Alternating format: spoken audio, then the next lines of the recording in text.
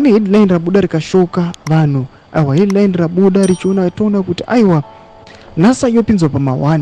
Toona kuti aiwa yonzi yava kutsomewa nokuda kokuti yakaita zvinhu zvisina kunzwisisika kuti ingangopa mari yakawandisa, mari inosvika 6 million aiwa kuna mukadzi wa the vice president Constantino Chiwenga. Saka menda mashuka menda nyogo pana mudvi wa subscribe ole icon, turn on the bell icon.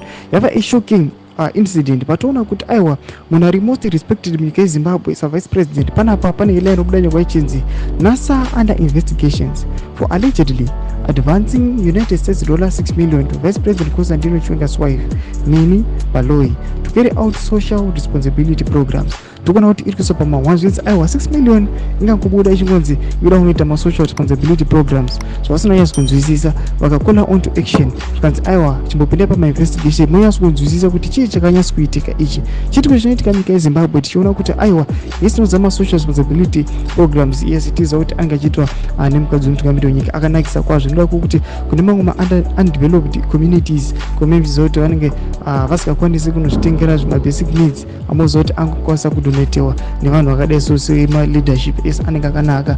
But toona kuti nyika yedu yeZimbabwe matokona vanhu vari kugrapula inonzi NASA yakanovapa yakanopa mukadzi waMvimbi Chiwenga 6 million. Aiwa chinhu chinovhundutsa chashamisa vanhu vakashamisa kuti aiwa apa wada kutomboiwa investigation.